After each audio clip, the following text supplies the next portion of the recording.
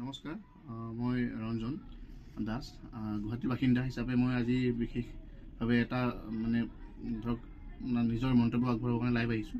আজি মই বহুত গৌৰৱান্বিত ফিল কৰিছোঁ যে গুৱাহাটীত, কিয়নো মই ভবা নাছিলোঁ যে ব্ৰহ্মপুত্ৰৰ ওপৰত আমি আৰু এখন দলং দেখিবলৈ পাম বুলি। চ' এতিয়ালৈকে ইমান বছৰ বহুত চৰকাৰ সলনি হ'ল, কিন্তু কোনো এখন চৰকাৰে বিজেপি গভৰ্ণমেণ্টৰ নিচিনা কাম কৰিব নোৱাৰিলে। চ' তাক লৈ কিনে মই বিজেপি গভৰ্ণমেণ্টক মোৰ ফালৰ পৰা আন্তৰিক ধন্যবাদ জ্ঞাপন কৰিছোঁ। কথা নাই চ' মামাৰ কাৰণে 2 লাইন এটা ক'বলৈ মন যায়, আৰু যেনেকৈ কৈ দিছোঁ আপোনালোকৰ ওচৰতো প্ৰকাশ কৰি দিছোঁ, যেনেকৈ মনৰ কথাটো ৰাখিব নালাগে। তো প্ৰকাশ কৰি দিছিলোঁ মই আজি যেনেকৈ আমাৰ মামাই যেতিয়া আমাৰ ইমান ধুনীয়া এখন ফ্লাইঅভাৰ এখন আমাৰ শৰাইঘাটৰ ওপৰত মুকলি কৰিছিল, তাৰ বাবে মামা প্ৰাউডফুল, আমি অসমবাসীৰ পৰা প্ৰাউডফুল।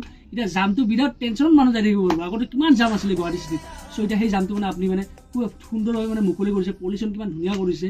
তো জাম থাকিলে বেছি পলিউশ্যন হয়, আৰু জাম যদি মুকলি হৈ যায় তো পলিউশ্যনো নহয়। চ' আমাৰ মোৰ ফালৰ পৰা ধন্যবাদ জনালোঁ আপুনি যে আগতে এনেকৈ কাম কৰি থাক, আৰু এনেকৈ আপুনি বিজেপি চৰকাৰৰ ভাৱনা আপুনি ষ্ট্ৰং কৰি লৈ যাওক, এইখিনি মোৰ আশীৰ্বাদ থাকিল। জয় অসম মামা।